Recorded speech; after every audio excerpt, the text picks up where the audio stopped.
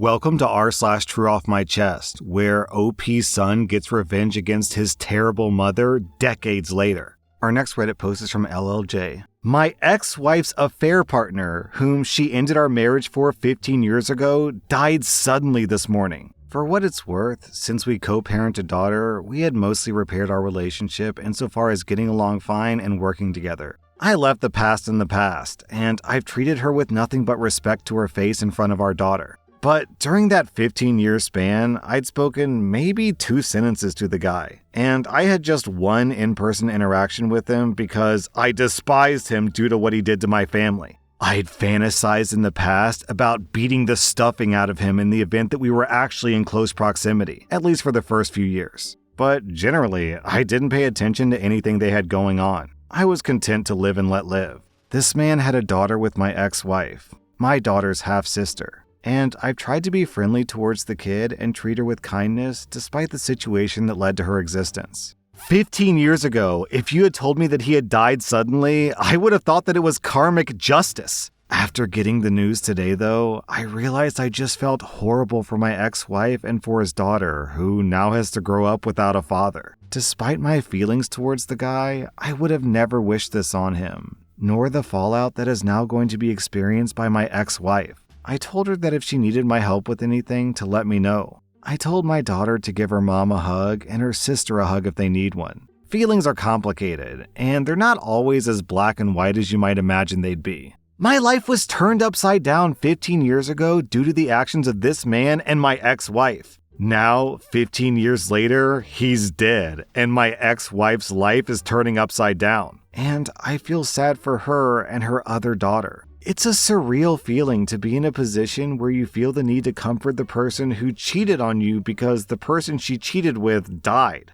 I don't know what I need posting this, but I surprised myself today with my own feelings and my reaction towards the situation. You know, I read a lot of stories about revenge, and they say the best revenge is a life well lived, and I think that's what we're seeing here. OP didn't spend 15 years becoming bitter and hateful and mean. He spent those 15 years becoming a better person. So I guess the real revenge is that OP's wife missed out on what seems to be a great guy. Our next Reddit post is from Top Asparagus. I'm a 17-year-old girl, and my boyfriend is 23.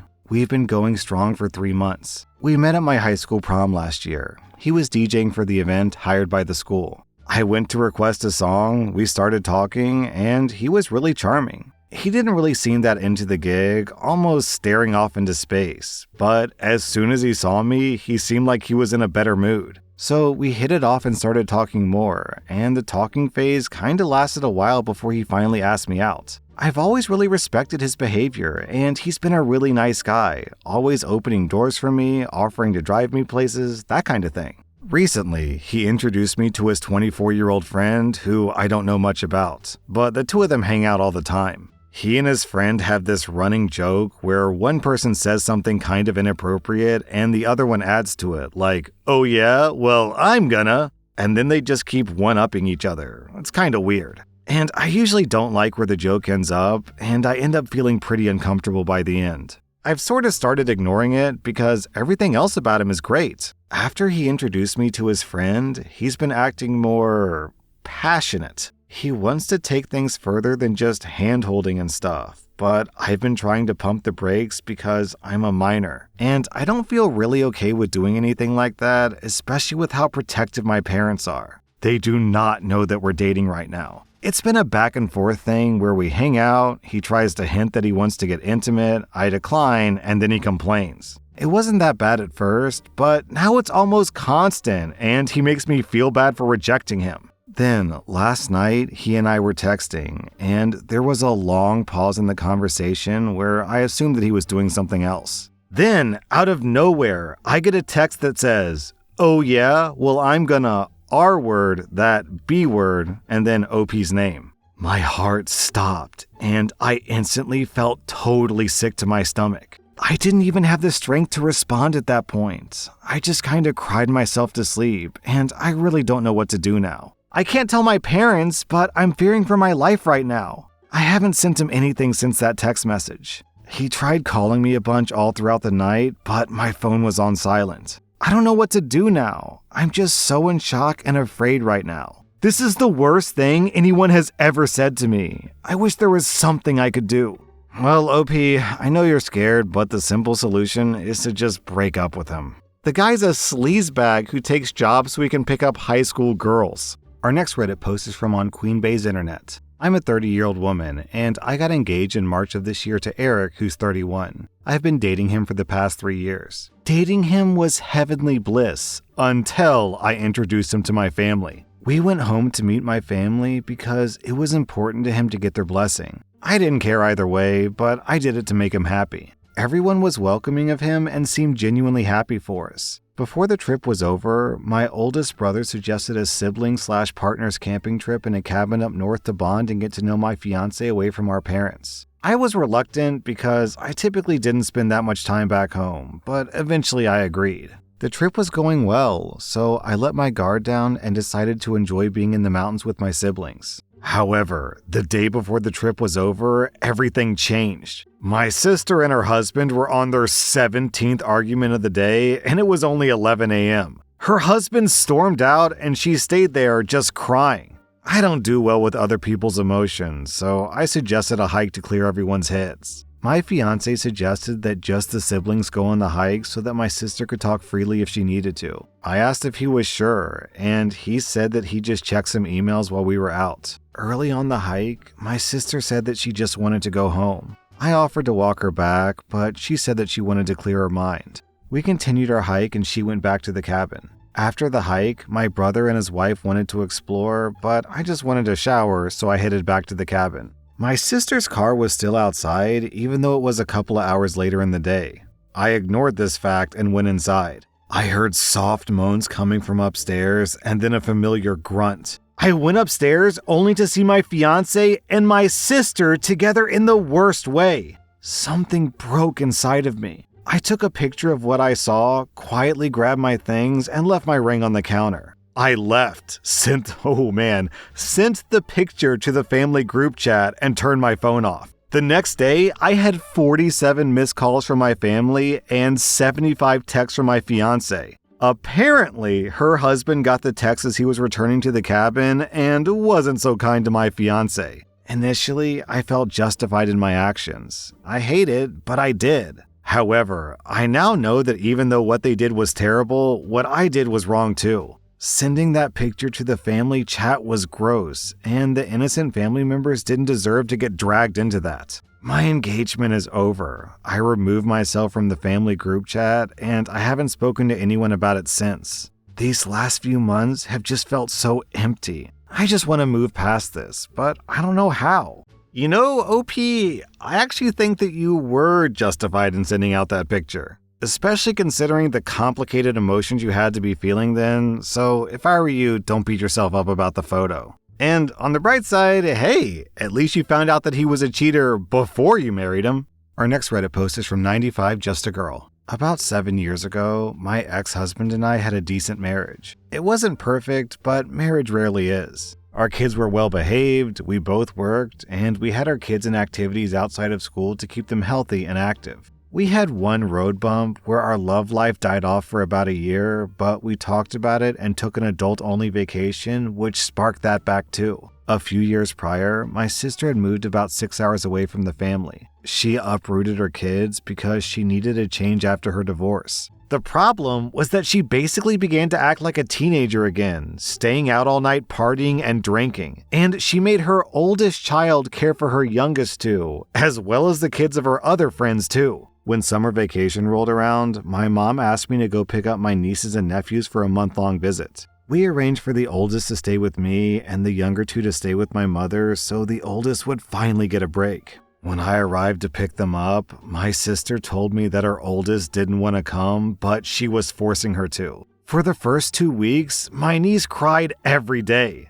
I finally approached her and told her I was sorry that she didn't want to be here. But she just cried harder and told me that she wasn't crying because she didn't want to be here, she was crying because she didn't want to go home. My husband and I spoke about her moving in with us at the age of 18, but she told me that if she returned home, she wouldn't live to see 18. My husband was very against taking her in. Not because he didn't love her, but because it was a financial burden to our family and a fight with my family if we did. But I believed my niece's threats and I fought him on it. First I fought him, then my sister, then my mom. We ended up keeping my niece after tons of fights. We got little to no help financially or emotionally, but we did the best that we could by her. But this incident was a crack, like the kind you get in your windshield, and it just keeps getting bigger every time something small hits it. My niece got pregnant as a teenager, just like her mother. The crack grew.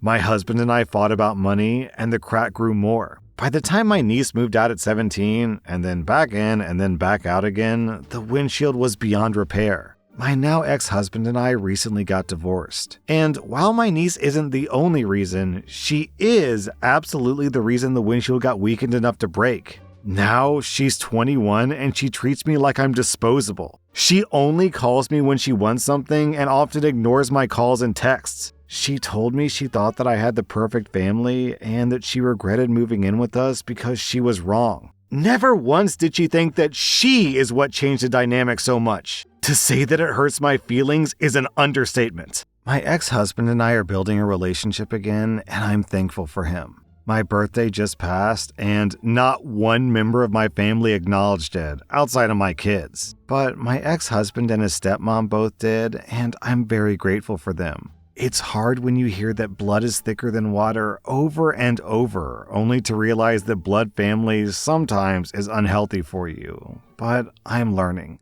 OP, I'm not sure if I really agree with you here. I don't think your niece is the reason that you got divorced at all. I mean, sure, she contributed, but based on this story, it sounds like you're the reason you got a divorce. Your husband clearly didn't want something and you steamrolled him anyways, and now you're dealing with the consequences. Now, I'm not saying that what you did was wrong necessarily because you potentially saved your niece's life. I'm just saying actions have consequences. Our next Reddit post is from Automatic Bend. I very truly cannot stand my daughter. Don't get me wrong, I love her. She's my flesh and blood. I just can't stand being around her. She's trashy. She posts political opinions on Facebook. She buys those, "My wife is born in December and is crazy. Don't mess with her or you'll find my body" shirts for her boyfriend. She doesn't care if she looks bad or stinks in public. I'm not saying you have to be dressed to the nines to go to the grocery store or even that you shouldn't wear pajamas. I mean, she shows visible stains and greasy hair to go out to eat or clothes shopping. She claims that she's country or redneck, but we raised her in a small town, but not a rural one.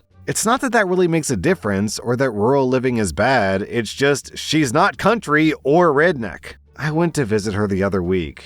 She lives in the next state over. Her house is filthy and doesn't look nice. She has the money to live a nice life, but she just chooses to live in squalor. This is not the girl that I raised, and me and my husband can't stand being around her, and it breaks my heart. She's just not pleasant to talk to anymore. I'm sure some of you will ask if she's doing okay mentally. I've asked, and she says yes. She's not showing signs of depression from what I've seen. She's declined any help to clean up her home. She says that she likes it how it is. When she visits us, she shows no respect for our space. Dirty dishes left about, her things strewn everywhere. She eats everything from our pantry. I'm not one to turn down food for my kids, even though they're grown-ups, but if you're visiting for a few days, I shouldn't have to spend $200 just on food for you. That food was for all of our kids who visited, not just her. I don't know how she became this way. Her husband was redneck, but not trashy and disrespectful like this when we met. They've both just given up, and I'm not sure why. I wish I could like my daughter, but I can't. I don't want to invite her over for the holidays. She smells like cigarettes and body odor. Well, OP, that sounds like a very methed up situation, if you catch my drift. Our next Reddit post is from OK Grape. Several weeks ago, I glued on a fake mustache as part of a Halloween costume. My roommate tricked me into using this super heavy-duty glue. The next day, I wasn't able to get it off. I was majorly pissed, but there wasn't anything I could do. I had a job interview, and I had to show up with this fake mustache. I'd rehearsed this stupid line of how I like to make people laugh, and this is how I like to test how healthy an office culture was. Well, the interviewer, my new boss, didn't realize that my mustache was fake. In fact, he had a mustache in the exact same style as my fake one. The interview went well, and he ended it with some comment about how great my mustache looked. This is probably stupid, but I decided to wear the fake mustache to my first day of work today so I wouldn't disappoint my new boss. He made another comment today about how much he liked my mustache. Now I feel like I have to keep wearing this thing. Alright, down in the comments, people are cracking up, but we have this comment from Robbie Treehorn, which is just genius. Lol, just take it off and say that you shaved because the girl that you're seeing now likes kissing you better without it. He'll say, you should find a new girl, and you'll say, I know, right? You'll both laugh and you can move on with your life. Next time he asks you about the girl, say, it didn't work out, and he'll say, I told you so, and you'll both laugh again. So stop wearing a fake mustache before it gets weird. Honestly, this is probably the single best piece of advice I have ever seen in a Reddit post anywhere. Because not only is it really practical and smart, but I feel like this person predicted the conversation exactly. Anyways, this is this is a super funny story, and it sounds like something that's straight out of a sitcom. That was r/TrueOffMychest, and if you like this content, check out my podcast where I publish the exact same episodes. Also, hit that subscribe button because I put out new Reddit videos every single day.